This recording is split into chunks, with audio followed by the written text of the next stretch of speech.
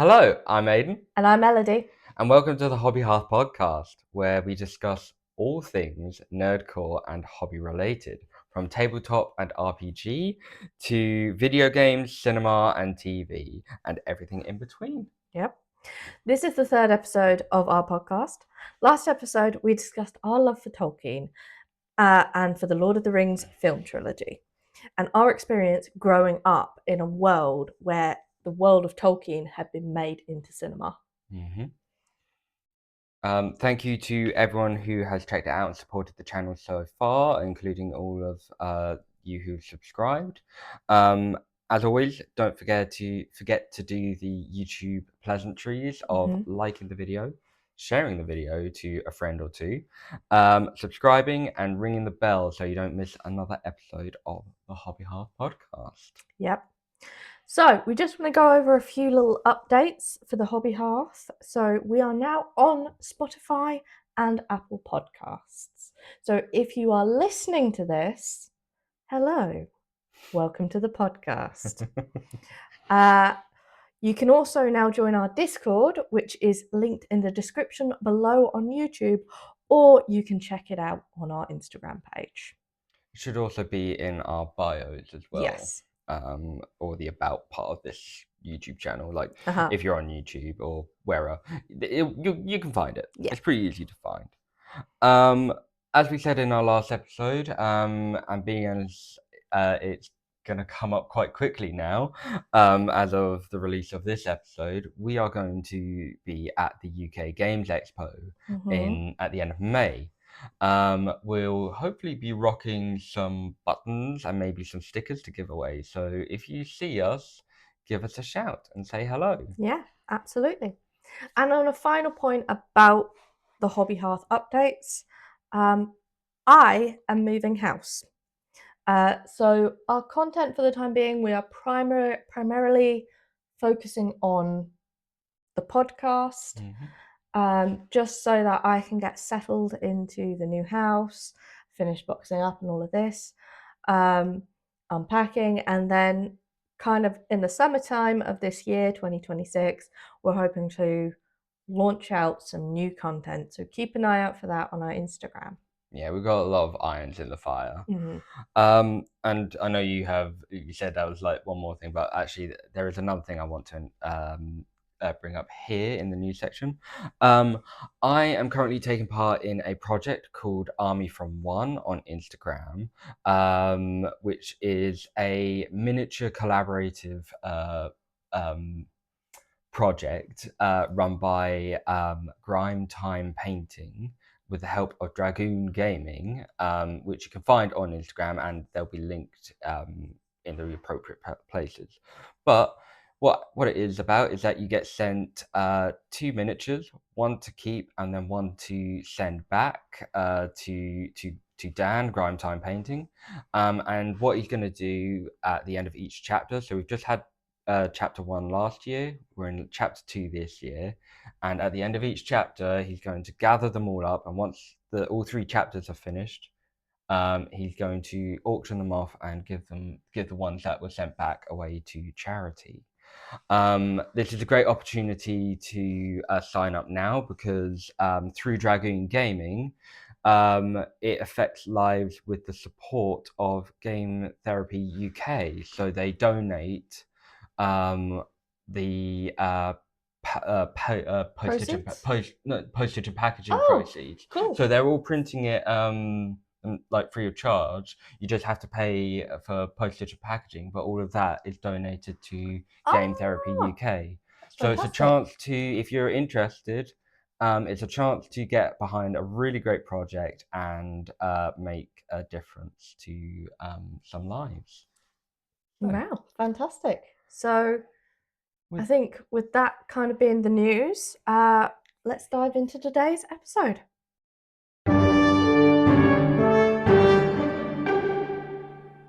So for this episode of I nearly said Undead Ramblings there, that's my other podcast. For this episode, did I not do that last time as well? You did do that last time. For this episode of the Hobby Hearth, we're going to continue with the theme of celebrations and speak about our love for the monumental world that is Pokemon. Yep. In its 30th anniversary, and our experience of the games and the anime growing up. Yep. Just like with the Lord of the Rings, we know that this is going to be an absolutely monumental topic. Yeah.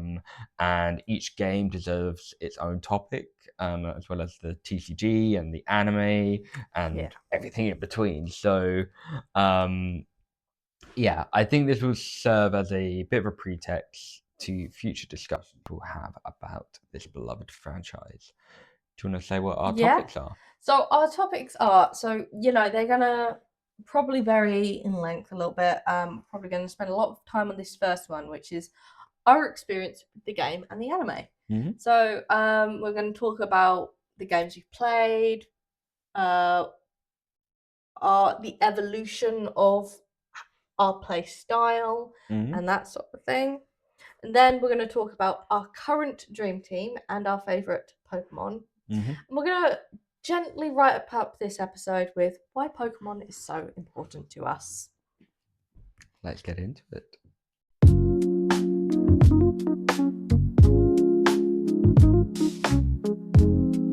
So, I think what is prudent here, as I said in our topic when we were going over the topics, is to discuss or go over the setting the stage for Pokemon. So, Pokemon's developed by Game Freak and published by Nintendo, and coming from the mind of, and I really hope I'm going to pronounce this right, Satoshi Tajiri. Pokemon will be introduced in the world to the world with the release of what would be known as Pocket Monsters Green and Red Edition. For the Game Boy in Japan first, on February 27th, 1996. Wow. That is going to be my claim to fame with my daughter, is that I am older than Pokemon. Wow. Yep. 31. There's a few things you might be older than. Yeah, I know, but like Pokemon's gonna be like one of the big things that she's gonna grow up with. Like 31 this year, and she already has loads of Pokemon stuff. Yeah, exactly. Like so Pokemon is about being able to catch and find little monsters, and where you can battle with them, train them up, level them up, and just go around a vast world. I think, well, it was vast back in 1996. And gamers would have the chance to catch 151 original Pokemon. Pretty sure someone out there could memorize the whole Pokemon rap where they went over the original 151. 2 years later, the games will be released internationally to American and European audiences, as well as the wider world. Some slight changes. This time, the games will be known, and this is how most people know them, as Red and Blue Edition. So it's the same game, just different names. And instead of the name Pocket Monsters, those two names would be combined to become what we all now know as Pokemon. They'd have a bit of a slow burn in Japan, but once released internationally, and through spread of word of mouth in Japan, they kind of gained popularity. But once they released internationally, it would quickly become a global phenomenon. And alongside the vast library of video games that would come out of it, we would see merchandise, an anime, a card game, spin-off games, anything you can name it. There's probably something Lego. There's probably something Pokemon related to it. There's a theme park now, isn't there, in Japan? Yeah, I theme park. I think I can't remember where I saw it on TikTok. It might be in the UK, but it might be in Japan. But like, there's a museum, and in part of the museum, they've got like the like fossils of Pokemon. That's cute. I think it's like a dinosaur museum, but like they've got a Pokemon section where like there's dinosaur or like fossil versions of the Pokemon, which is really cool, and I want to go see because who doesn't love dinosaurs? And according to Forbes, as of February 2026, Pokemon has raked in over 147 billion in lifetime revenue Wow. across all its kind of methods of Yeah. like All its mediums. all its mediums, and it's made it the most successful entertainment franchise in the world. The likes of Disney kind of do make more money, but in Yeah. terms of like if you broke down Disney by its various like Star Wars or Yeah. like its franchises, Yeah. none of them hold a candle to Pokemon. I think Yeah. Mickey Mouse and Friends is about 50 billion less than what Pokemon currently is. So yeah. And if you think about that, that's in a relatively short amount of time as well. Well, yeah, 30 years. 30 years in comparison to something like Star Wars, which has been around longer. Mhm. Absolutely. Yep. For those who are watching, Aiden dribbled. Yeah, no, it's an unintentional spit take. Yeah, it's staggering how big Pokemon is. When I was doing the research for this episode, I didn't realize it was like the biggest entertainment franchise in the world. Yeah. Like, but when you I'm not surprised. yeah, like I'm not surprised by that at all. But really, like, no, I honestly thought Disney probably would have had or even Marvel, but like, yeah, like when you consider things like Marvel comics have been around since like the 50s or 60s, like yeah, I it's suppose. insane. And Yeah, like to come out of this like tiny little game and then just blow up yeah, as it has, it's yeah. not a surprise, and it's but so like recognizable. absolutely. I mean, we'll discuss this more in the kind of franchise impact of the world on the world, but I don't think there is not a soul in this world that doesn't know what a Pikachu is. No. But I think if we kind of segue that into our experiences of the game and the anime, yeah, we were very much the target audience. Yeah. We grew up like in the early 2000s. So like although we were, we were only like little when the games came out. Yeah. We were definitely the target audience. Absolutely. We are the millennials basically who they went, oh yes, they'll be targeted. And it is, I think, millennials who still like take this game and run with it. Like it is still so beloved to millennials, and like it has filtered down to Gen Z, and like definitely, as I say, your daughter, she's obsessed with these things. Yeah. So it's like very clear, like, but like for millennials who are having kids, they're like, choose your Pokemon, like, you know? Well, I mean, my daughter picked Bulbasaur, so was very proud dad there. We'll go into that in a little bit later, but I think so. We never had. I think her mum had a Game Boy, didn't she? But she only had like Dr. Mario on that. That's the only one I remember on there. So we never played the Game Boy versions. The Game Boy versions. We're a bit young for that. Yeah, and we didn't play Fire Red Leaf Green or Sapphire Ruby and Emerald. Our kind of major exposure until much later. Yeah, until much later. Our first kind of exposure though was through the anime. And just watching it on, what was it? No, it wasn't Nickelodeon, was it? Cartoon Network? Was it Cartoon Network? Maybe, yeah. Might have even been Jetix. Back in the day. That's coming back. Yeah. One of those channels, but like I don't remember actually ever watching a full season of Pokemon. No, you didn't. You just got episodes here and there. Yeah, but like even now, like I've never watched a full season like from start to finish. Like, I'm only just starting to watch the first season with my daughter, like from start to finish. But like so, there's some of season 1 that I've seen. I don't remember any of the Johto seasons. There was a bit of advanced battles, like the Hoenn ones. Yeah. And then I think mainly the Diamond and Pearl ones. Yeah. But nothing after that. But that I think the Diamond and Pearl gen, they were the ones that came out or we were at that right age when they were coming out. Yeah. That was when we fully started to engage with Pokemon Yeah. properly. I mean, I think before that it was always on our radar, even from little kids, because like we had friends who played it, and card games were like we experienced the cards, so it was always on our radar. But before we were actually able to start playing it, I think it was very much Diamond and Pearl.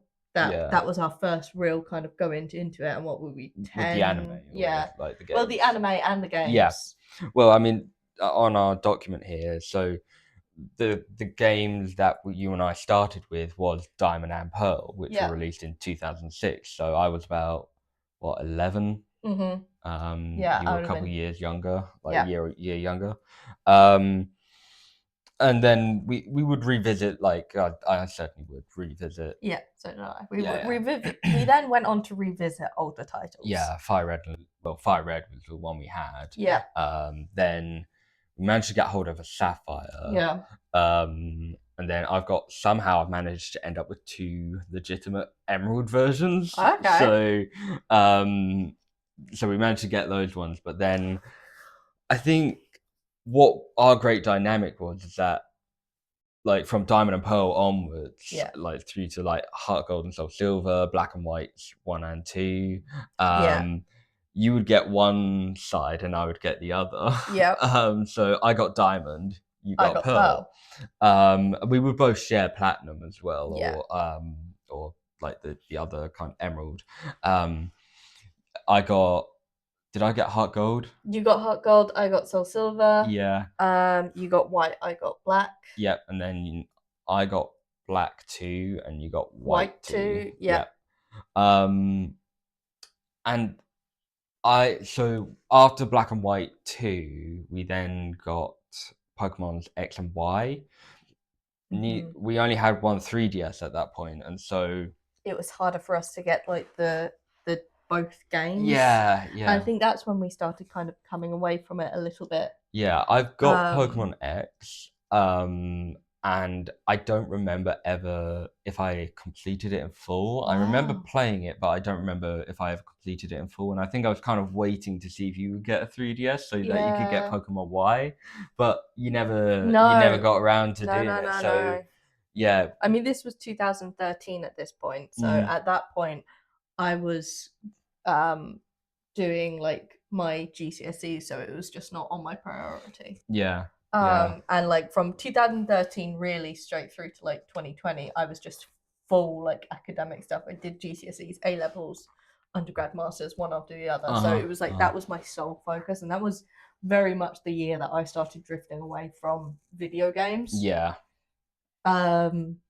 Because it was just like I didn't have time to do it. And I think I do regret that a little bit, but it's like one of those things of like that is just a portion of my life that was consumed by other stuff. Yeah. And I think it's nice that I'm able to go back to it now. But yeah, I mean, I think we very much started with Diamond and Pearl, and because the anime came out around the same time, it also kind of really created a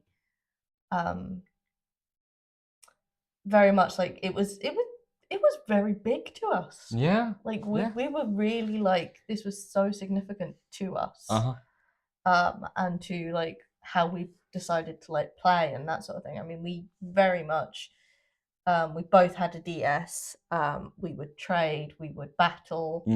It was how we spent a lot of our time together. Yeah.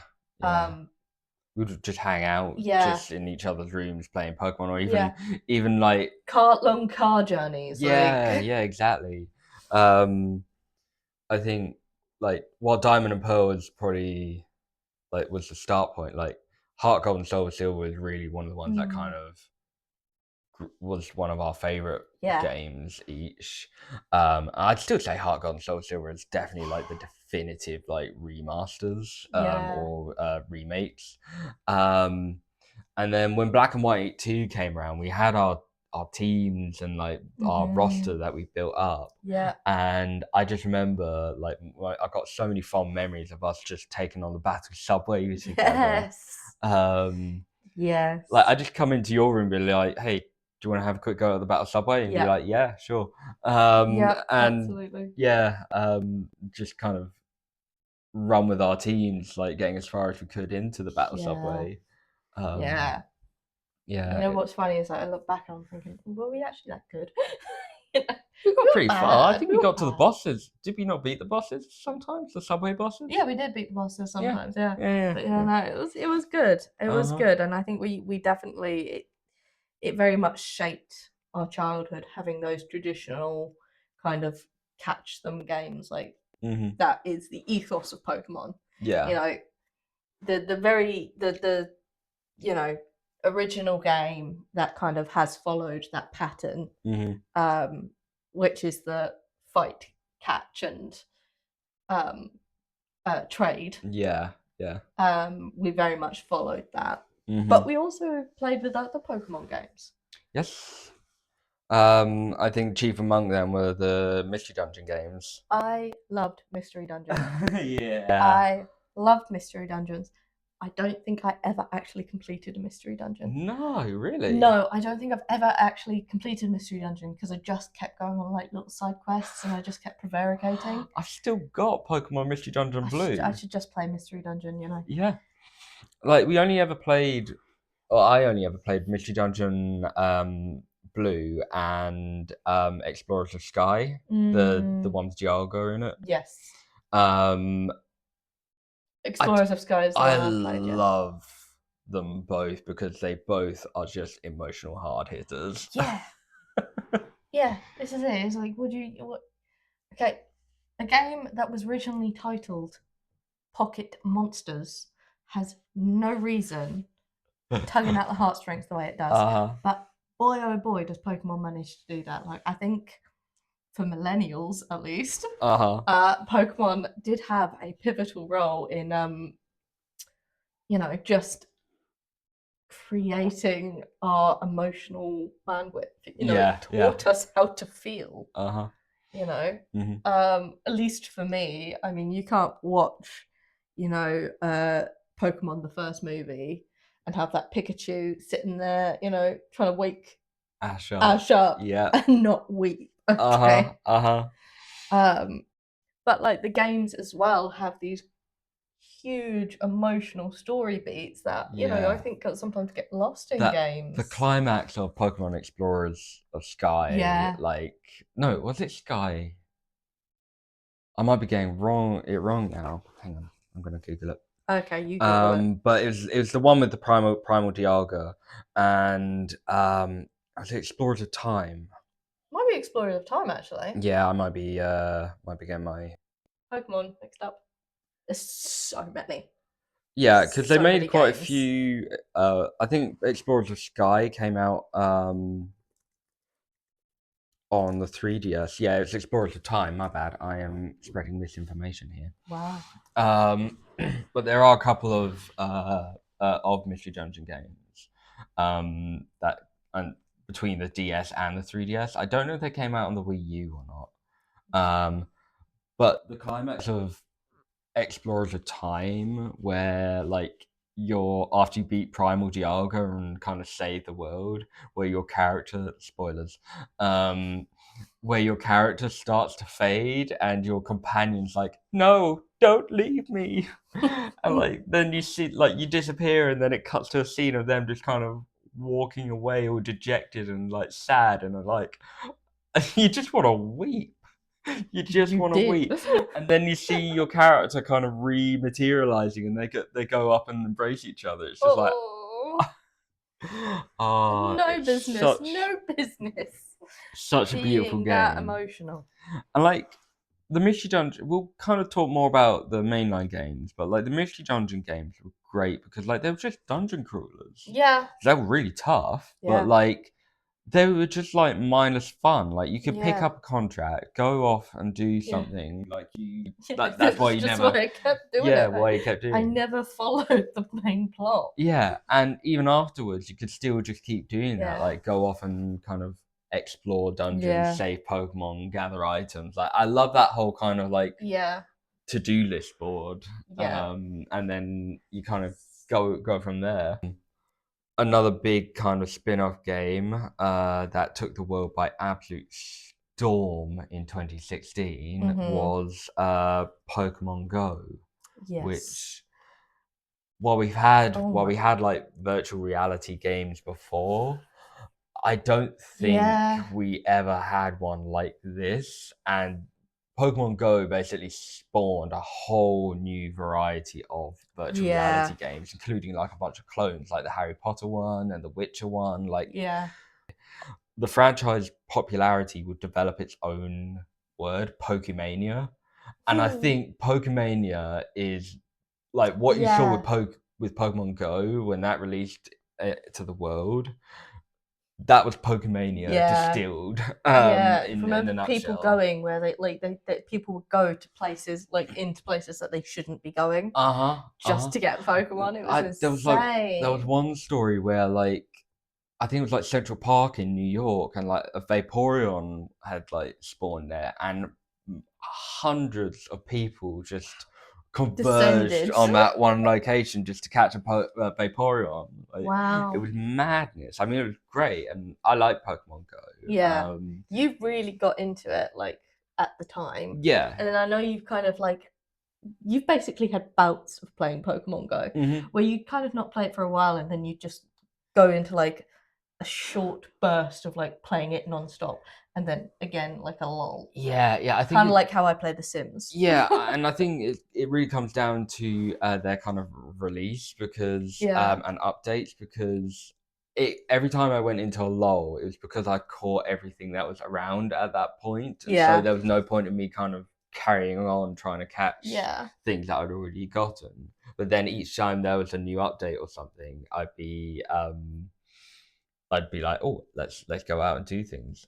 So I've been on and off it over the years, but Yeah. then with the release of Pokemon Home on like on the Switch and then mobile as well, I've kind of gotten into it again a bit more so that I Yeah. could fill up my living Pokedex on Pokemon Home because you could Yeah. transfer all your Pokemon onto Pokemon Home. Yeah.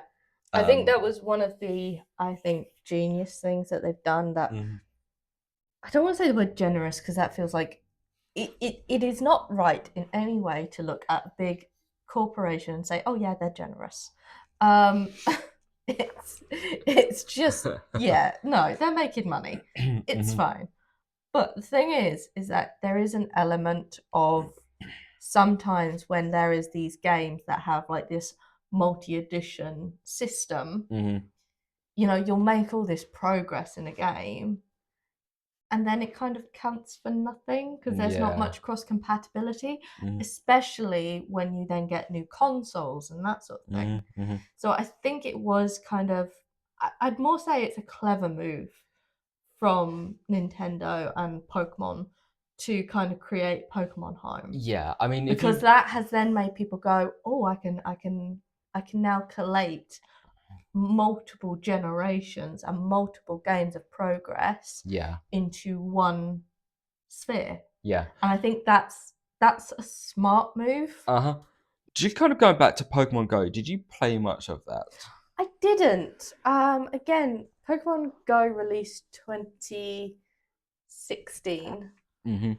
and I did download it and I'm pretty sure I've still got it downloaded. Mhm.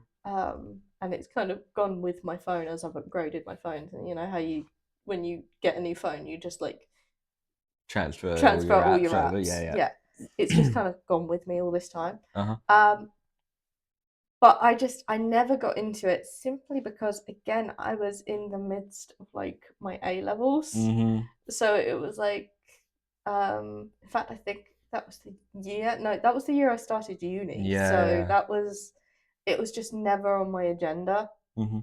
I got it because I thought I would use it, and then I never did. So it's something I'd like to get into more, Mhm. especially as what I do have is Pokemon Sleep, Mhm.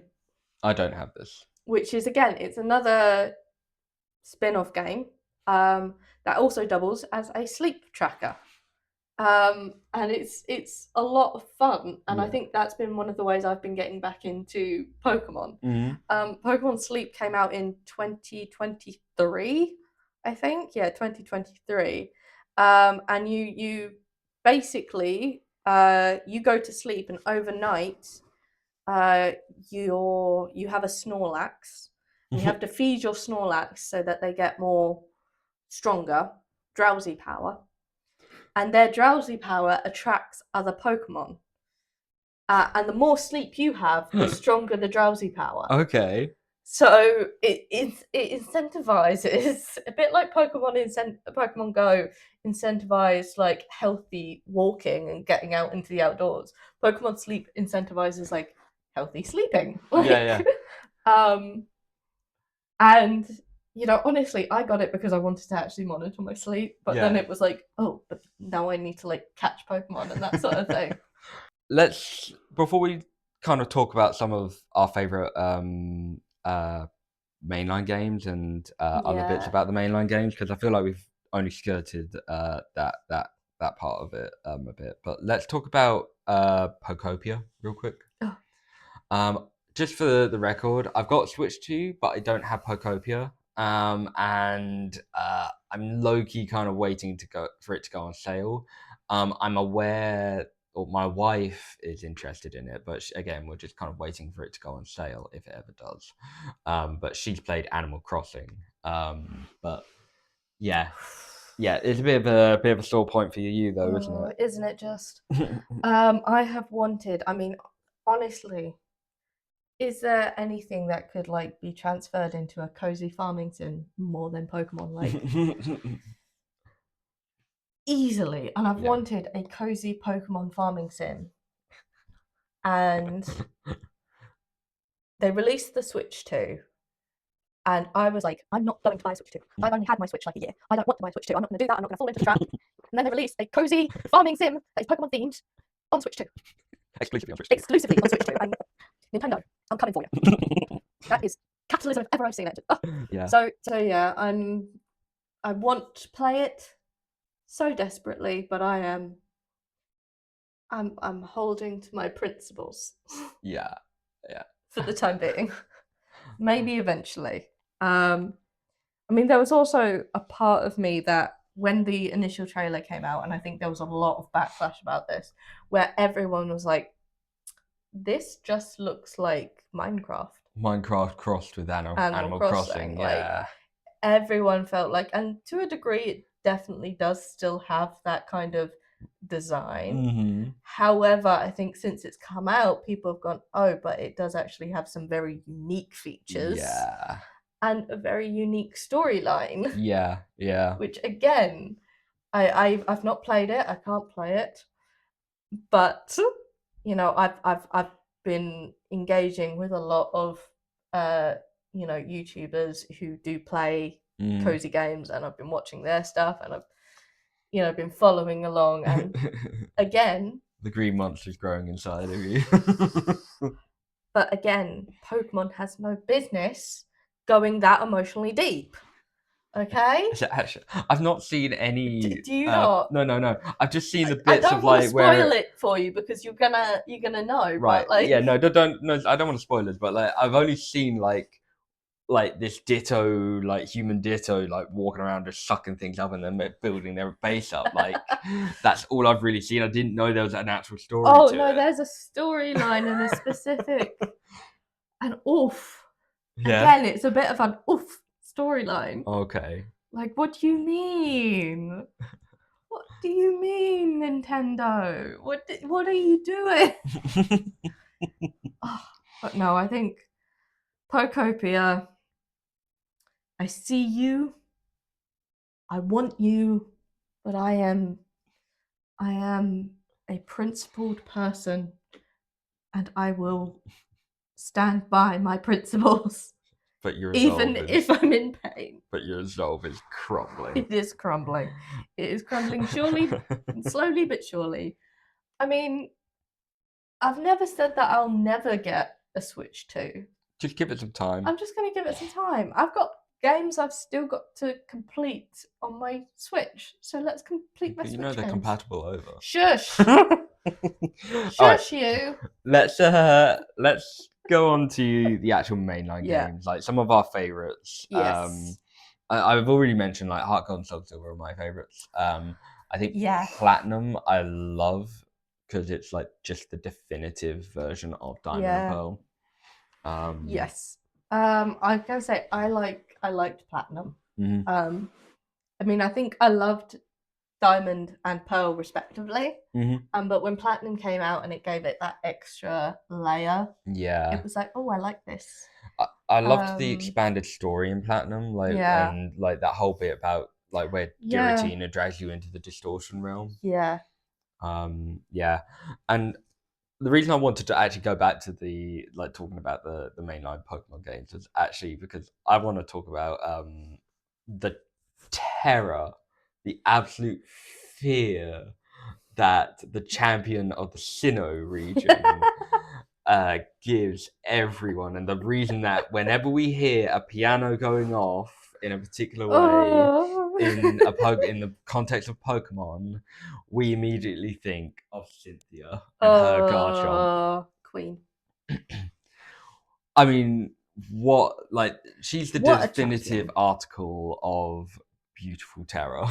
I know, like, it is like, I'm so scared, but I'm so in love. Yeah. So I remember like struggling through the Sinnoh Elite Four in Diamond and Pearl or Yeah. Diamond, and for the first time, and I how much of a slog that actually was, and like finally getting to Cynthia and Yeah. just her slapping me down.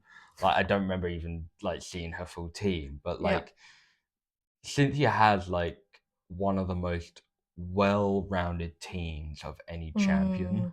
Mm, Um, to date, basically. Like you had a Gastrodon, a Roserade, Lucario, mm, Hermalotic, and then the two that stood out for me the most was the Spiritomb, which at the time had no like super effective weakness. no. I think it's weak to Fairy now. Yeah. Um, But but like fairy was a well, that was from new type X that and was Y. introduced. Yeah. So, but at the time of Diamond and Pearl, fairy was not a thing. So, Yeah, so to have a Spiritomb like with no weakness, and you're like, um, hello, uh, like I want to kill this on one. Like, why is this yeah, not working? yeah, And then once all of those wear you down, she then throws out her key one, her main Pokemon, which is her Garchomp, and that gives not just me but lots of people nightmares of how broken that Pokemon is. Do you think when they made that game, they realized it was going to be that hard? I don't Cynthia, know. because like as you say, it was just a very well-rounded team. Uh You know, it was a ghost and a dark type, a grass and poison, fighting steel, water, dragon and ground, Water and ground with the water and ground. Gastrodon, yeah. Yep. I mean, she switched the Gastrodon out for a Togekiss in Platinum. Yeah, which makes me wonder, was that intentional? I don't know. I don't know. Because I mean, saying that Togekiss was also like nothing to cry None about. I of them were. mean, None of them were. They were just absolutely terrorizing. Like they yeah, were like, I mean, it was a great fight, and you actually yeah, felt like you earned yeah, the championship at that point. But my God. yeah. And then just to go over to Black and White or Black and White 2 when, in the post game where you go to the holiday town in Oh the yeah, summertime and spring and summer, I think it's spring and summer or maybe just yeah. summertime. But you go into that one house and the piano immediately starts playing and you're like, let me out, I don't want to be here. I don't want to. And then you're locked into an even tougher fight where she's using like Unova Pokemon alongside her Sinnoh ones. Yeah. And she just No wipes the business. absolute floor with you. Cynthia, you're a queen. Uh-huh. Absolute, absolute machine. Absolutely. Oh, she's fantastic.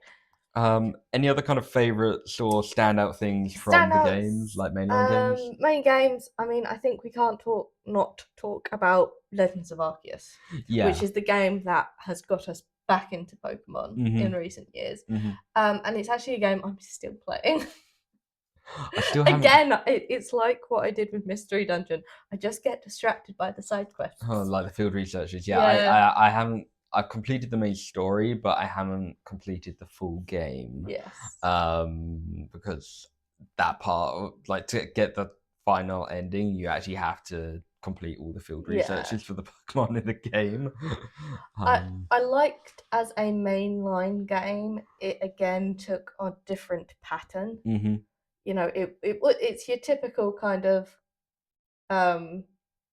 you've got your big bosses who you've got to fight every now and again, who were gym leaders in the mainline game. Yeah. But in this one is actually Pokemon. Yep. Yep. Some elite Pokemon. Some elite Pokemon, yeah. Uh-huh.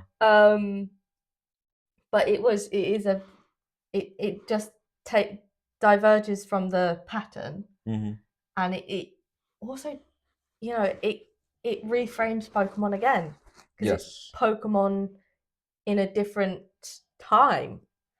And one of my favorite things about the game is that everyone's like, "Oh my gosh, I'm so scared of Pokemon," Mhm. and then they slowly come round to actually going, "Oh, we love Pokemon." Yeah. And I feel like that's so real. That's what would happen. Uh-huh. That's Uh-huh. 100% what Like, would because happen. it's set in the ancient past Yeah. of of ancient Sinnoh, which was then known as Hisui, I think it's Yeah. called, and like how that region got settled and like Yeah. all the different new Pokemon that were coming around at that time.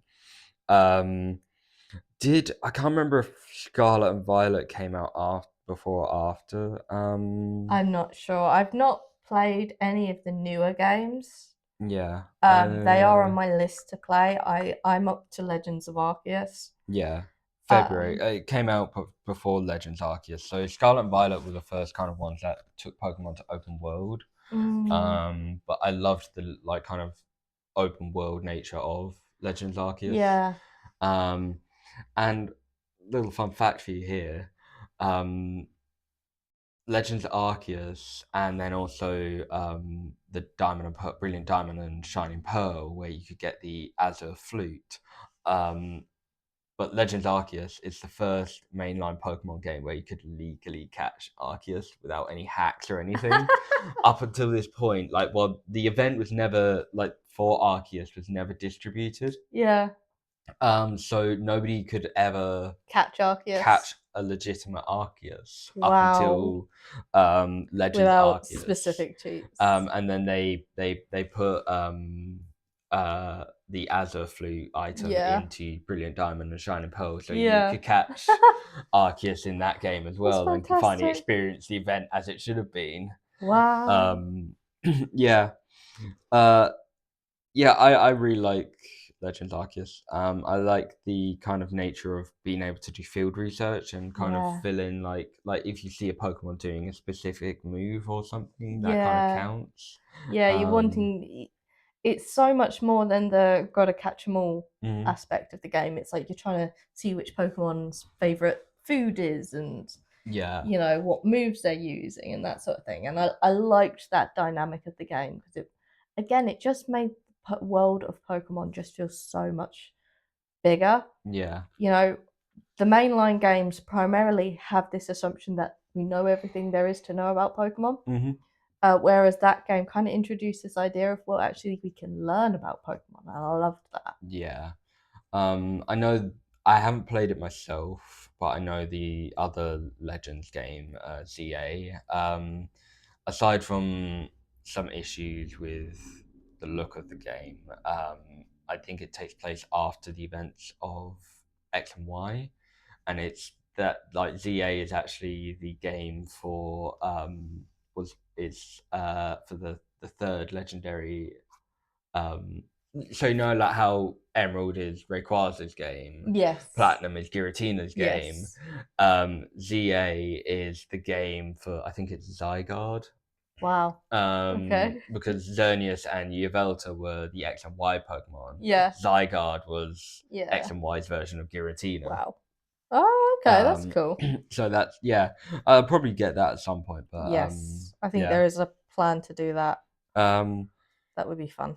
but Could do it yeah, like the old times. You get one, I get one. I do definitely like the formula that the Legends games are going with. It breaks up the mainline games quite nicely, like because I think we've got Pokemon Wind and Waves releasing Yes. this year at some point, I hope, Yeah. which is probably going to be Switch 2 exclusive. It's fine. I've got to catch up. Yeah. But so that'd be nice to kind of if they kind of break it up like that. But yeah, what would you say is your favorite region that we've played or that you've played Favorite region? or generation? Generation. I feel like it's Without kind of like giving away your favorite Pokemon and teams. I get a great deal of nostalgia from the Sinnoh region, Mhm. and in some ways, I think the Sinnoh region is one of my favorites. Because I don't know. Again, I don't know whether it's because it was the first game I played or what. But Sinnoh does, as a region, did just it was my favorite. Yeah. It just hits a nostalgia button for me. Saying that, I also get a great deal of nostalgia from Kanto. I'm trying to think what the Heart Gold and Soul Silver. That was the Johto region. Was that Johto? Yeah, that was Johto, but then it also had Kanto bundled that's in with it that's post game. right. They done that, didn't they? They once you completed the game, you can then go do over to the Kanto Kanto region. region. Yeah. Yeah. I think that's one of the reasons I love Soul Silver as well. Yeah. And Heart Gold. But yeah, the I liked that one as well because I liked that it expanded on the cities that we'd already had. And yeah, I liked that. Yeah.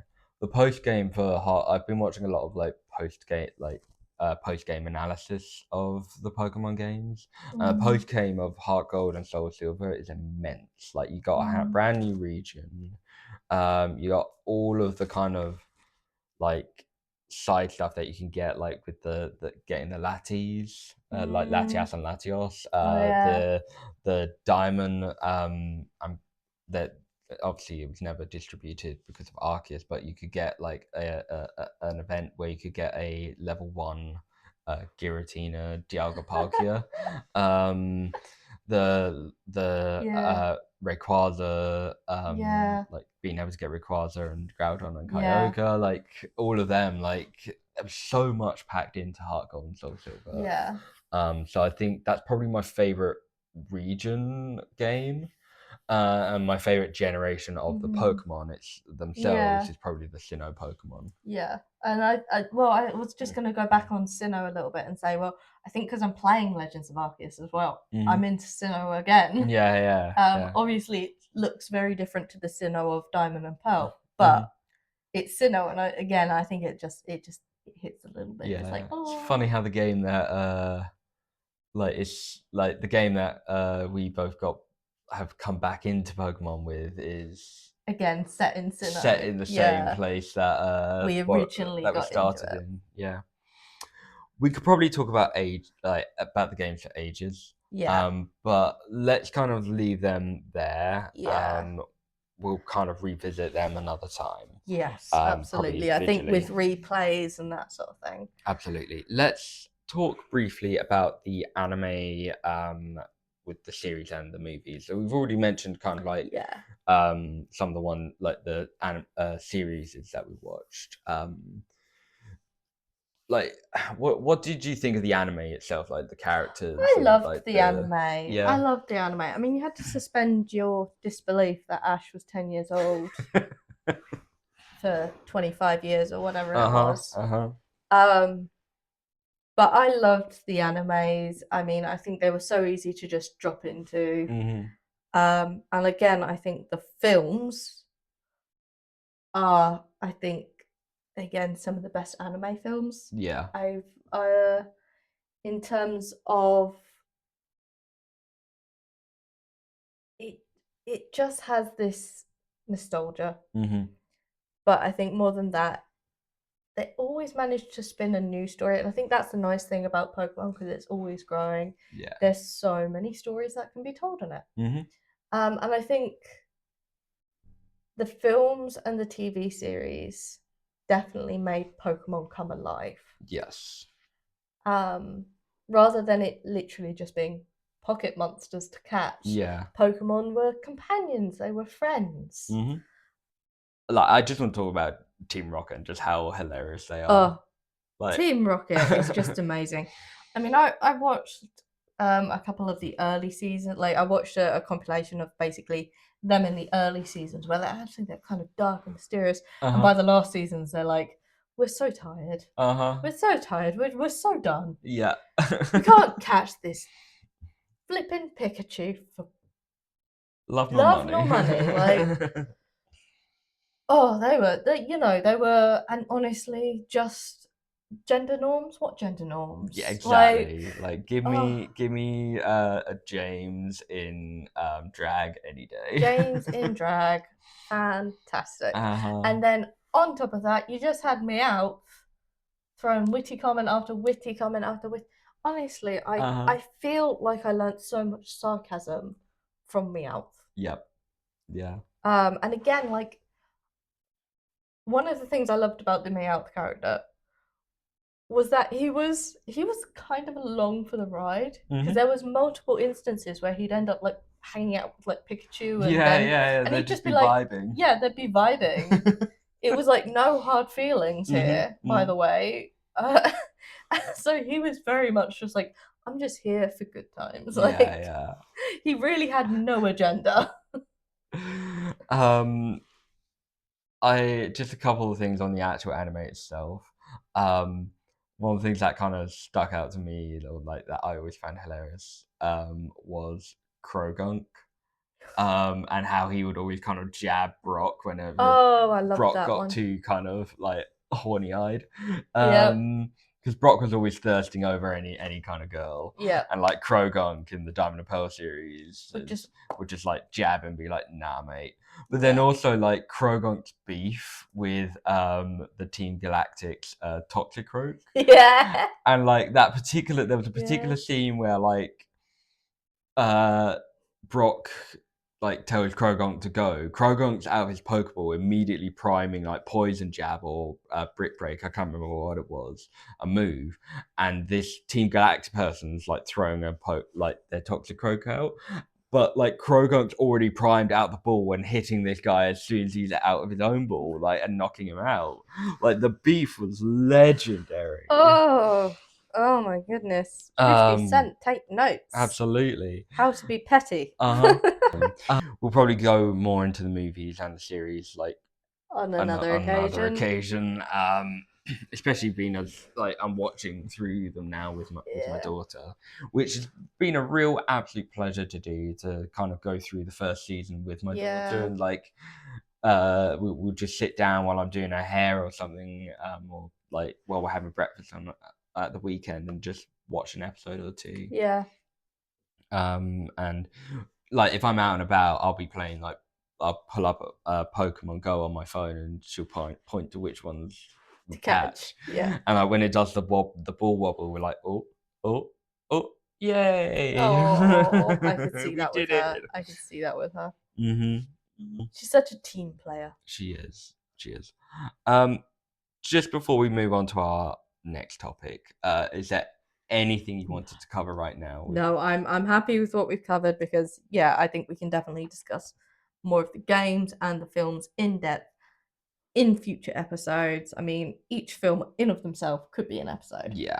So I think I'm happy to leave it there, and let's move on to our favourite Pokemon.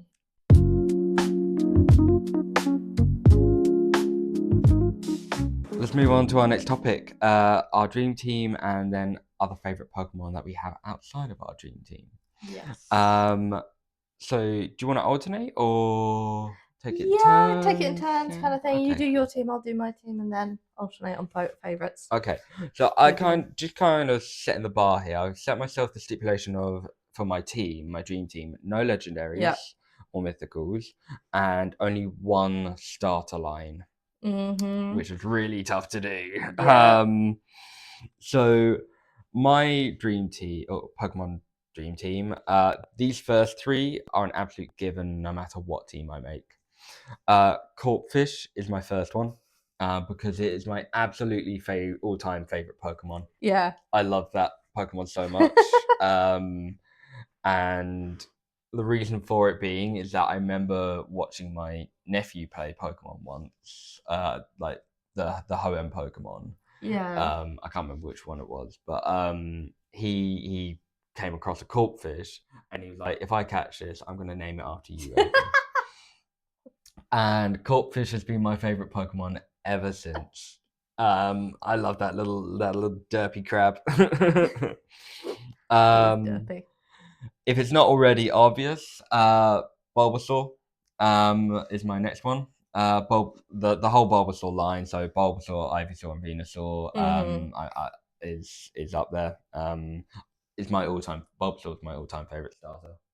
Yeah. I don't think I would pick any other starter over Yeah. Bulbasaur. The Kanto starters are peak. Like, Yeah, absolutely. yeah. Next, and this will be the kind of third of my given in every team I make, is Gengar. I don't know why I love Gengar. I just love that smile, and like just how cheeky he looks.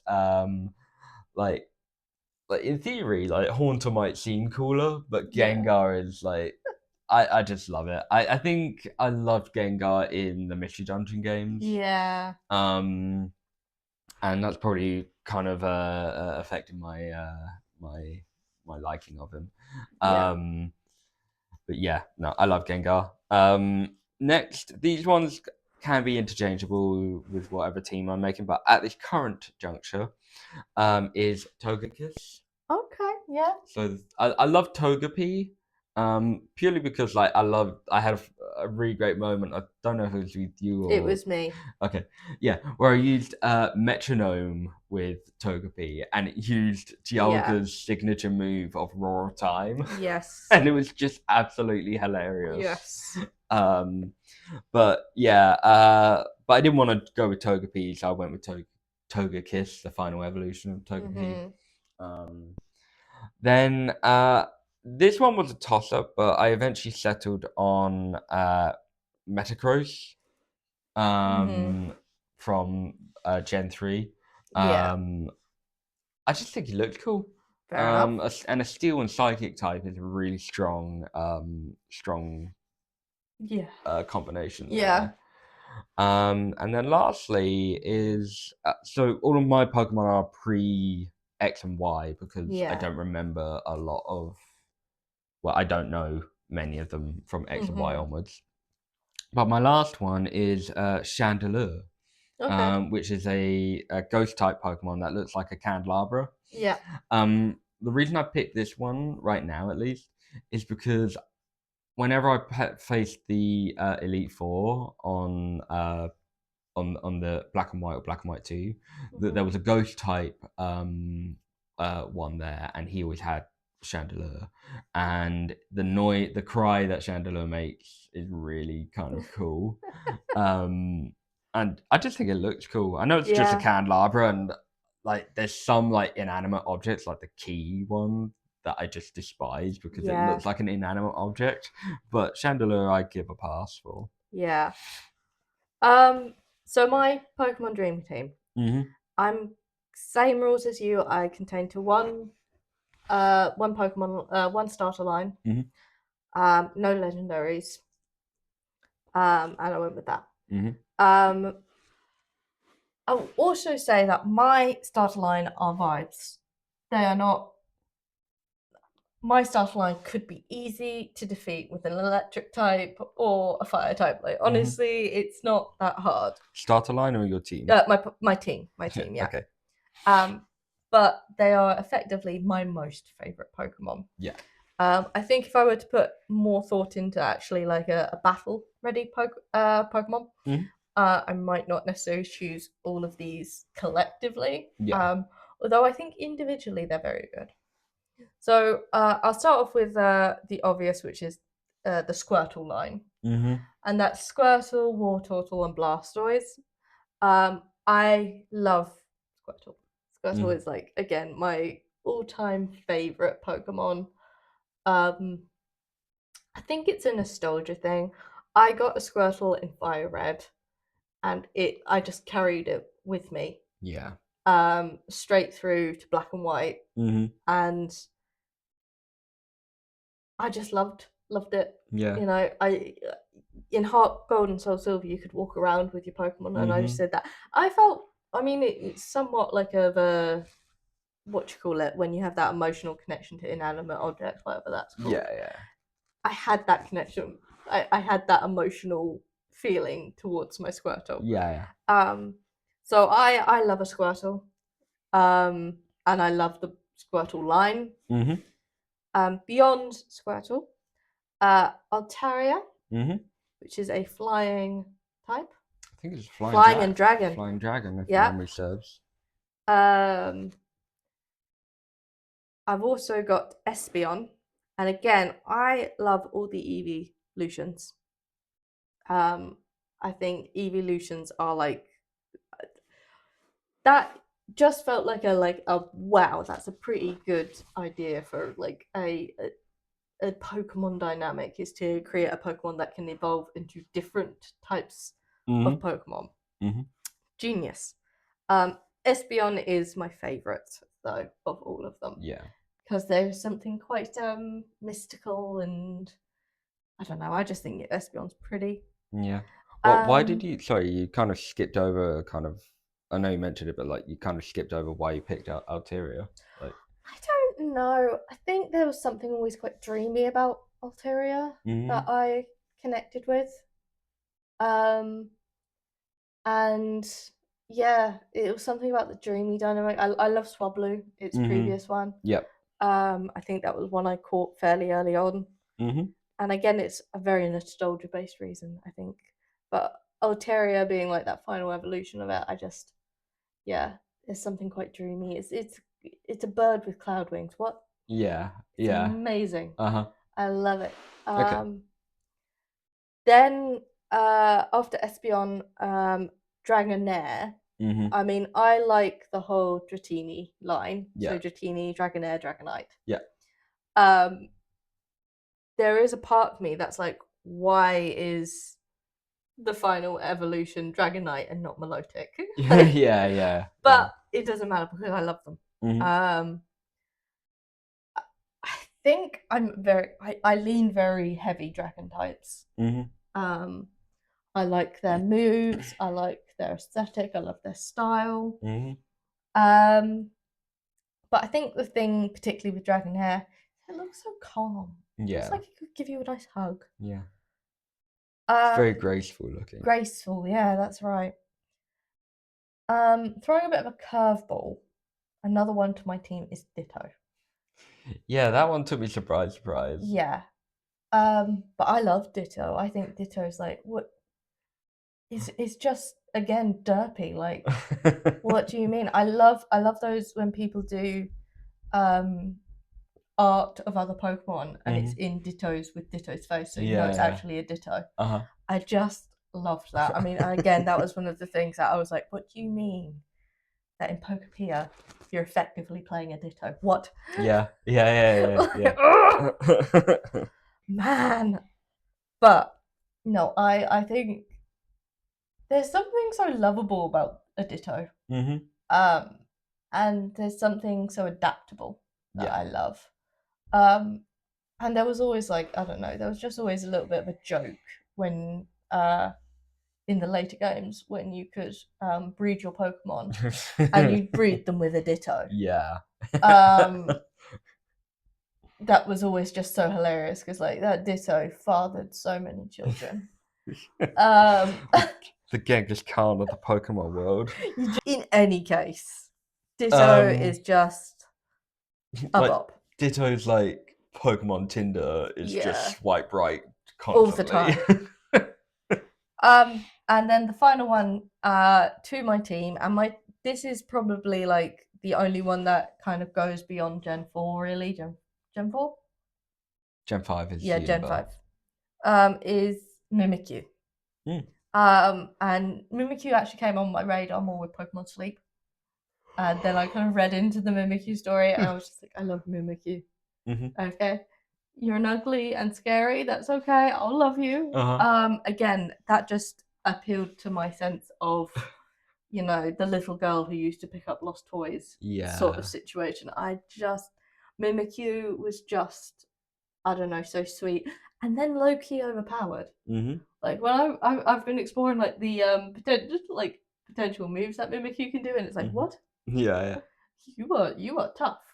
Have you seen that scene from the anime where Pikachu like knocks a like that is fighting a Mimikyu and Pikachu hits the Mimikyu over some water, and the Mimikyu sees its reflection in the water and it's just like, oh, that's why they don't like me, and then he splashes into the water, and then Pikachu goes out to rescue it and brings it back. No, that's horrible. Yeah, yeah. Mimikyu, I love you, no matter what you look like.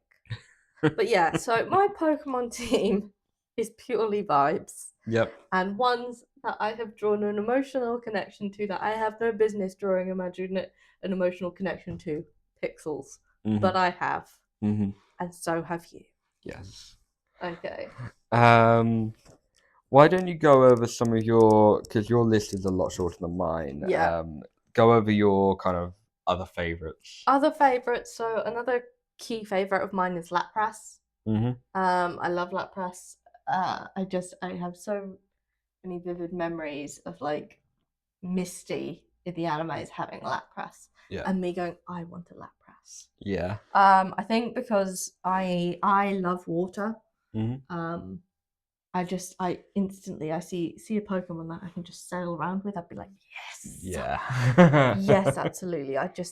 So that's why I love Lapras. Mm-hmm. As I mentioned before, I love all the evolutions. Mm-hmm. I think that's just a genius concept to have one Pokemon that can evolve into different evolutions. It's just genius. So smart. I love a Snorlax. On an emotional and spiritual level, I connect with Snorlax. Okay, all I want to do is eat and sleep. It's just so real. And don't get me wrong, it was always annoying when you were playing the Pokemon games and you'd come across a Snorlax blocking your path. Mm. But also, I got so happy when I saw that Snorlax. Like, oh, I just love a Snorlax. I just love a Snorlax. Mm-hmm. It's just so real. Just sleeping in the middle of the road, and you're like, same girl, same. Same. Oh, absolutely. When does it become socially appropriate again to have naps in the middle of the day? Because like, there's a period when you're a toddler, and then again when you're older. I think it's when you retire, Ellie. When you retire, darn. I'm gonna keep having naps anyway. Mm-hmm. Another favorite is Apom. Mm-hmm. I don't know. I can't specify why. I just think Apom is cool. He's just got a little groove to him. Yeah, that's little fair. Groove, little funk. Uh-huh. I think of Pokemon, I think of Apom. Yeah. Another favorite is Breloom. Yes, Breloom. Yeah. Again, I can't necessarily say why.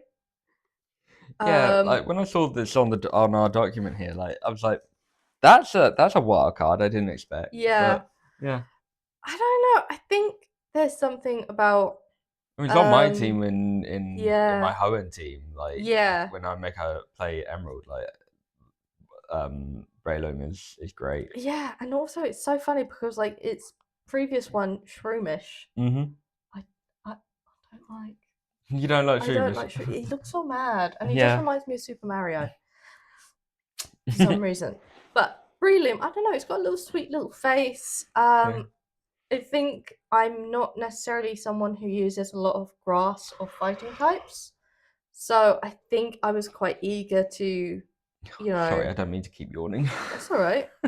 You've got a 3-year-old. I get it. I think Breloom just feels like very much like there's something about it that reminds me of Dinosaur too. I don't know why. Yeah.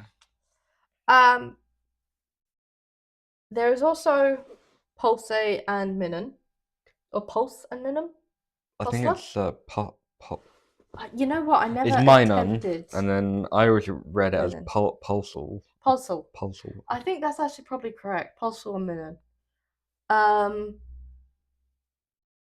and do you know why I liked them? It's Plusle.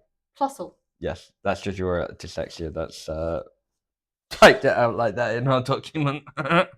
Sure. Plusle and Minun. Right. Plusle and Minun. The thing I liked about them is actually they reminded me of you and me. Oh yeah. As kids, yeah, because they always just came as a pair, and that was just us. We always came as a pair. I like that. So that's why they're my favourites. They would just always remind us of them. I love Bannet. Again, there's something that appeals to me. You know, the little girl who used to pick up lost toys and that sort of thing. Yeah. Because Bannet's whole backstory is that it is a Pokemon that can appear out of lost dolls and disguised toys. And I'm like, what? Yeah. Okay, cool. I'll love you. And after that, I think moving into the newer generations of Pokemon that I'm not as familiar with, but again, I've kind of these are the ones that stand out to me. You say this next one is newer. It's Gen 5. It's not 5. Newer anymore. No, we're in it's Gen not. 10 now. It's not, but as I say, we kind of I stopped around Gen 4 or I stopped at Gen 5. So for me, like these are the ones that kind of stood out. Starting with Munna. And again, there's something about the fact that it was so dreamy. It slept a lot. My vibe. Yeah. And I also just liked saying the name Munna. Yeah. Okay. And finally, Swarzbuck. Swarzbuck. Yeah. Yep. And I liked that Pokemon because again, like the evolutions, it introduced a new dynamic to a Pokemon that it was seasonal. Yeah, because the Black and White games introduced seasons for the first time. Yeah, and so it would look different in different seasons. And again, I just thought that was just genius. Yeah. Genius. I loved it. So I think those are my favorites that I can think of. You know, it's one of those things that when I was going through the Pokedex and I was thinking about my favorites, there were quite a few that are going, oh, I love that one too. Yeah. I love that one. And I love that one. I did. You've got some legendaries here as well. Yeah, I've got some legendaries. So I think Mew is a favorite. Because Mew's just like this playful pixie. It's just so like, ooh. Yeah. And like, again, if we look at the anime, the thing I loved about Mew was that it was just like kind of a little brat.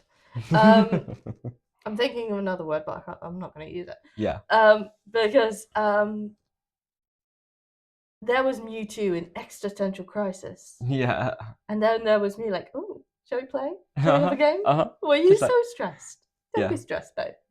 So I just, there was a little bit of me that was like, Mew, are you a rage beta? I feel like you could be a rage beta. And I vibed with that. After that, it's Yuxi, Mesprit, and Azelf. The Lake Spirits, yeah. The Lake Or the Lake Guardians. The Lake Guardians. I loved those Pokemon. I really did. I think they were kind of criminally underrated. Yeah. And it's particularly, I think it's, which one is it? Yuxi's the pink one. Yuxi's the pink one. No, Mesprit's the pink one, the one pink. Yuxi's the yellow one, and then Azelf is the blue one. I was going to say, Yuxi in particular, I loved because it was just like, kind of, I don't know, sweet.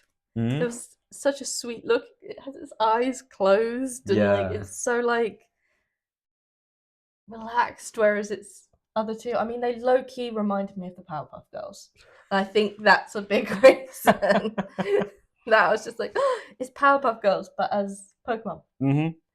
And then my final favourite legendary is Darkrai. Yeah. And I think that goes back to the film and it goes back to my sense of loving the underdog and loving a misunderstood character. And yeah, Darkrai was great. And I remember playing with the Darkrai and that also being like, when I got to play with Darkrai, I always feel, I like that. I'm very much leaning dragon types and dark types being Mm-hmm. some of my most favorites. Yeah. Dragon types, dark types, water types. Like Mm-hmm. those are my three types. Yeah. I'm They surprised. can all be defeated by the same sort of stuff. Yeah, yeah. I'm surprised Lugia wasn't didn't make the cut in uh, the favorites. Lugia is a favorite. Yeah. Honestly, I think I was just trying to be concise. Mm-hmm. Yeah. But Yeah. Lugia is a favorite as well. Yeah. I I think. think I was also very aware I was leaving very like Sinnoh. Yeah, that's fair. And I was like tossing it up. I mean, I think Mewtwo's also a favorite. I think, like me, I there's a could just lot go of on. like most of the legendaries you like, Yeah, the I love all the mythicals. Yeah. legendaries really. So it was kind of a case of I just need to pick like my absolute favorites. Yeah, And in reflection, Lugia would probably be up there. yeah. That's fair. So in terms of my Your other favourite. favorites, I'm probably not going to go in depth here because I've actually got quite a list. Most of these are purely because of vibe and looks. But if I do find one that or go over one that As a has a particular. particular, yeah. So the first here is Oddish. Just derpy. I love it. It's just Yep. basically a radish. Yep. Or not. Yeah. I know. I take such offense to the Pokemon that's an ice cream, Mm-hmm. and then I don't take offense to Oddish whatsoever. Yeah, I think it's just because it's a bulb, basically, like Yeah. a plant bulb that's Yeah, just it could like be anything. with It a could be any smiley kind of face. bulb. I love Yeah. it. These three are very similar. It's not necessarily in type, but certainly in terms of like being long, kind of serpent-like looking Pokemon. So it's Onyx, Gyarados, and Steelix. Yeah. They just look cool. Gyarados, red Gyarados is just really great looking. It's And wicked. I just love how cool they look. So in my actual kind of team makeup, the other one that I was considering instead of Metagross was going to be Tyranitar. I think Tyranitar looks really, really cool. Yeah. Again, though, it's a pseudo legendary, so a lot of people like it. Grovyle, I mainly fall more into the grass type starters, to be honest. Yeah. But I also have really come to love Mudkip as well. Yeah. And yeah, Mudkip's amazing. Aggron, again, it's basically a dinosaur with like armor on it. It looks really cool. Milotic falls into the similar vein as Onyx, Gyarados, and Steelix, but I love how graceful Milotic looks. Who else? I've already mentioned Metagross. Luxray, the light, the electric type. I would have put Luxray had you not put Luxray. Yeah. Yeah, I think Luxray is a great choice. Yeah. I always thought it looked really cool. Huh? I always thought Luxray looked really cool. Garchomp again is another one that I was considering instead of maybe Togekiss, but I think it's mainly because of how cool Cynthia's Garchomp is as well. And then Dusk Noir. There we go, Dusk Noir. And that's primarily because I mean, it looks cool, but also the Pokemon Explorer at the time, Dusk Noir. I love that one. I also love all of the Sinnoh starters and their respective lines. Like I remember the first starter I ever picked was Chimchar. And evolved that into Infernape. But I really love Piplup into Empoleon, and then Turtwig as like the starter with Torterra. The Sinnoh starters just tick boxes every step of the way, I think. Yeah. I think the Pokemon, the Sinnoh Gen was just. It was peak. It was peak. It was one of, and again, I really don't know whether I'm just saying that because that was the generation I came into. But I love Kanto as well. Yeah. But there was something about the Sinnoh one that really did just. I think it just presented all these different dynamics of Pokemon as well. Yeah. I think I'm like Sinnoh is probably my favorite, but I think Hoenn is also very hot on its heels. I love the Hoenn Pokemon, like with the Reggies and Whale Lord and the Pelican one. Yeah. All of them, they're great. Pelican one. I can't remember I what know it's called. exactly the Pelipper, one I you. think it's called. Yeah. So others include Vaporeon, Gardevoir. No. Not funny. No, You'll get cancelled. No, that was a joke. That was a joke. Yeah, no. No, not those ones. Statistically, I do like Gardevoir purely because of stats and how strong a Pokemon it is. Okay, I also like Gallade, which is the male version of Gardevoir. Yeah, but with can't the- Gardevoirs be girls? I'm sure But Gardevoirs. Gardevoirs can be girls and boys, but Gallade, I think, it can only be female. Gallade. Yes, it's Gen 4. Gen 4. You're trying to find it. Yeah. Keep going, keep a bit further down, bit further down. It's Oh yeah. Gallade. yeah. I like Gallade, to be fair. Like Gallade is quite a like the blades and everything, like nice. Yeah. Oh yeah, 100% male. Yeah. So Oh. Gardevoir can be either or, but Gallade can only be male types. But no, I mean Interesting. Gardevoir again is graceful looking. Yeah, it is I like graceful Gardevoir looking. like I like Milotic. Yeah, it is unfortunate that weirdos on the internet have gone there. Yeah, exactly. And we'll leave it at that. Yes. Tell me about your legendaries. Yeah, so same as you, I like all of the legendaries, but the ones that come to mind the most are the Weather Trio, so Groudon, Kyogre, and Rayquaza. I love the beef that Groudon and Kyogre have, and then Rayquaza just comes in to sort them out. Yeah. But then, and it'll be like, come on guys, we must maintain peace. And then roll on Deoxys, and Rayquaza's like, peace was never an option. Point blank hyper beam. Yeah. I think Rayquaza. No, the Weather Trio have no chill. No, there's no chill whatsoever. It's like, whereas a lot of the other legendaries have like this jewel of power, but also wisdom. They're just like, nah. Yeah. We choose violence every time. The Weather Trio, yeah. Like Groudon and Kyogre, yeah. It's not even the Weather Trio, it's just Groudon and Kyogre just wanting to start beef. Like, if one sneezes the wrong way, like, they have to start beef. That's a personal affront.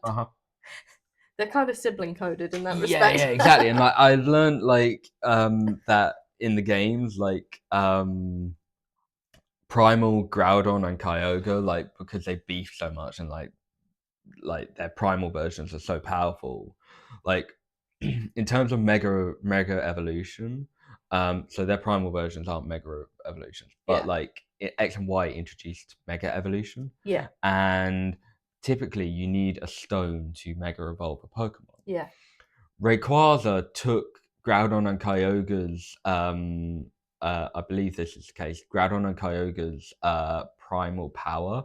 I think he might have eaten a mega meteorite or something, and so Rayquaza can mega evolve on hatred alone. And just being so annoyed. Again, like it's kind of given the vibe of 50 Cent, you know, it's like spite. New levels of spite. And while I haven't seen it, I've seen clips of Rayquaza going up against a lot of the other legendaries and just bodying them. Yeah. Because he is that guy. Or Rayquaza is that guy. Yeah. I know that. The goat. Yeah. Yeah. So Rayquaza is my favorite legendary, I think. But other than the Weather Trio, Hot on Rayquaza's heals are all of the other Creation Trio, and I'm actually going to use Creation Quartets because I'm throwing Arceus into here as well.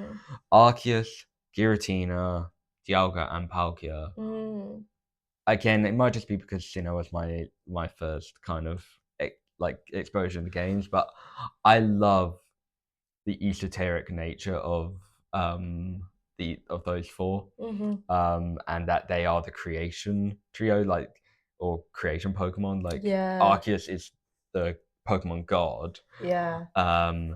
Dialga controls time. Palkia space. Giratina antimatter. Yep.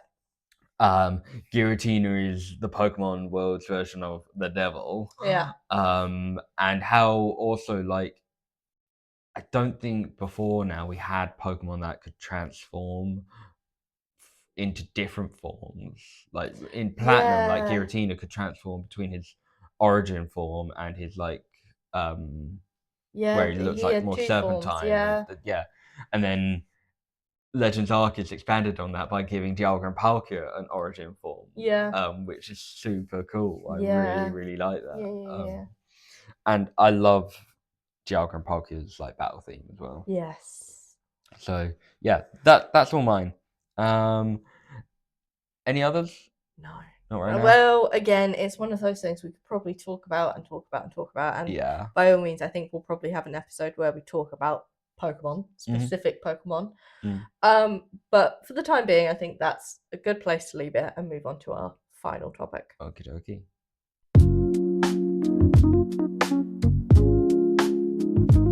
So, kind of moving on to our last topic here and kind of wrapping up the video. Why is Pokemon important to you? I think Pokemon is important to me because, well, I think there are two pivotal reasons. The first reason is that it was, I think, the very first game, and I think in a way the very first hobby you and I really bonded over. The disparity in our reading ability at a young age meant that although we both loved Lord of the Rings, I wasn't able to read Lord of the Rings at the same time as you. Yeah. I very much consumed reading through listening to other people read. Yes. For a very, very long time. And reading was always more of a battle for me than a joy. Whereas, for you, it was always like quite a eager thing. Yeah. Again, with some of the other video games we played, you were very much more a PlayStation person. You played more games than I did. Yeah. You hogged the PlayStation more than I did. Yeah, and you never got an Xbox, did you? No, I never got an Xbox until recently. So for me, it was very much a case of like we had hobbies that were in the same sphere, but never anything that overlapped and connected us. Yeah. As much as Pokemon did. Yeah. So I think that's one of the reasons Pokemon is so important to me. I think that's the reason why so many people love Pokemon as well. Because it is that game that connected with people and that they loved and that they, were like, wow, yeah, it connects people. Yeah. The ability to battle and trade. It really did kind of create something that allowed people to play together in games that didn't really do that so much. Yeah. I mean, particularly if you think about early Pokemon, those games back then it didn't have the compatibility to like do multiplayer as much. But definitely Pokemon has expanded that. And I think for me, it's definitely expanded that into a whole other world as well, because you can now go on walks together and catch Pokemon. Yeah. You can compare Pokemon sleep. There's so many different aspects of Pokemon that you can now find commonality with. And I think, I'm coming back into video games, so it's really been nice. Like, it's currently a hyperfixation of Pokemon. I'm coming back into that hyperfixation of it, and I'm looking forward to this idea of us maybe restarting what we did as kids. Yeah. And being able to play and trade and that sort of thing. The second reason I like Pokemon is because, and I think it very much resonates from the first one, is that the very theme of Pokemon, the very ethos of Pokemon that you get in the games, in the anime, in the films throughout, is that it's about companionship. And it's about friendship. Yeah. Pokemon moved from being pocket monsters that you caught, Mhm. to being companions, to, Yeah. and as I say, that strange part of me that is always like finding a love for inanimate objects and that sort of thing, and imagining an emotional connection there that can't actually be because it's pixels. Um, that kind of resonates and Yeah. that appeals Yeah. to Yeah. me. And I think it's that broader kind of sense of, you know, a world of companions and friendship and that sort of thing that I love. I Mhm. think it gives a very hopeful message. And honestly, as just someone who has a number of pets, I see myself having the relationship with my pets Yeah. that, I could imagine you would have with Pokemon. Yeah. So I Absolutely. think those are the two major reasons that I love Pokemon, and it all effectively stems to Pokemon is about relationships, and I Mhm. love that. Mhm. Yeah. You hit the nail 100% on the head there. To be honest, largely I agree with you as to why that's important. Like, I'm pretty much the same. Like, as to why that Pokemon's important to me. Like, it's it formed a core part of my childhood, Mhm. especially growing up with you. I remember I've got so many fond memories of playing those games with you. Mhm. Um, and it's been a real kind of joy and privilege to kind of start sharing that with my daughter as well Mhm. now, and letting her kind of grow up and see like sharing. It's something that Mm. multi generations can share with one another, Yeah. without it kind of seeming off topic or irrelevant. Because I think Mm. Pokemon is timeless, Yeah. and like I'm starting to also try like get into the trading card side of it as well, like the collecting Yeah. side, and so like that in of itself is quite fun. Mhm. And I know we haven't spoken about that much, but we'll go over the TCG another time. But like I think there's so many because it's such a wide net that it Mm. covers. Like there's a lot of I painted Pokemon miniatures. Like Yeah. there's so much that I can connect with Pokemon. Like I listen to the music a lot. I Yeah. and play the games. I watch the Yeah. anime. I love the art. Mm. And kind of like I remember like in my childhood imagining what it would be like to like actually if Pokemon was real and such. So Yeah. like yeah, I think it's definitely a core kind of pillar of my childhood, really. Yeah. Which is something I would like to share with, and then hoping I am sharing successfully with my daughter. Yeah. So yeah, anything else you want to cover there? No, I think that's kind of a very good summary of very much what we've kind of covered is that, Hmm. Pokemon is this, timeless, um, and ever evolving franchise, Hmm. that appeals to nostalgia, appeals to joy, appeals to play. I think that's a great place to, kind of bring this episode to a close. Yeah.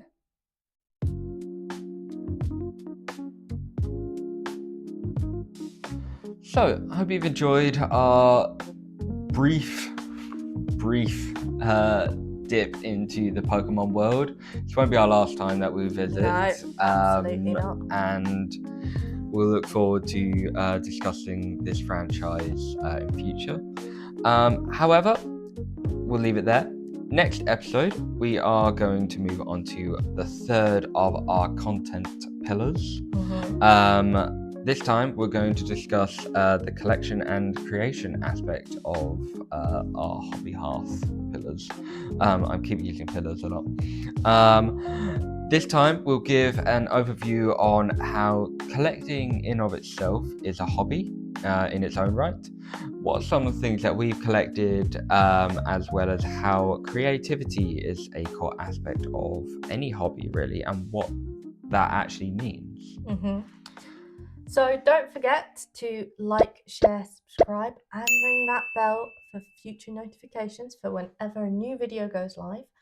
Please go ahead and like and follow us on Spotify and on Apple Podcasts for those of you listening. And let us know in the comments what your favourite Pokemon are.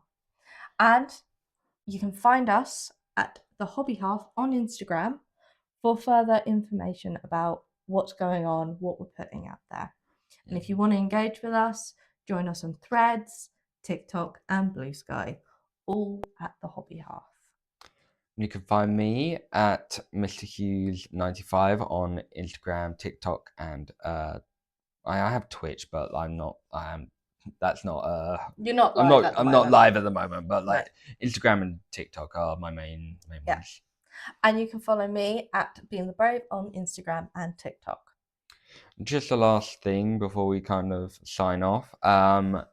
Don't forget, if you want to be involved with the Army from One project, Chapter 2, contact either Grime Time Painting or Dragoon Gaming. I think on Instagram, I think Grime Time has in his bio a sign-up sheet or a sign-up place, so that's where you can go to do it.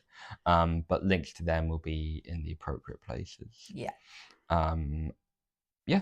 So that's all from us for today. We'll hopefully see you next time. Thank you so much for watching or listening. And we'll see you next time at the Hearth. Bye. Bye. And welcome to the Hobby Hearth podcast, where we discuss all things nerdcore and hobby related. Welcome to the Hobby Hearth podcast, where we discuss things blah blah and blah blah. And welcome to the Hobby Hearth podcast, where we discuss all things nerdcore and hobby related.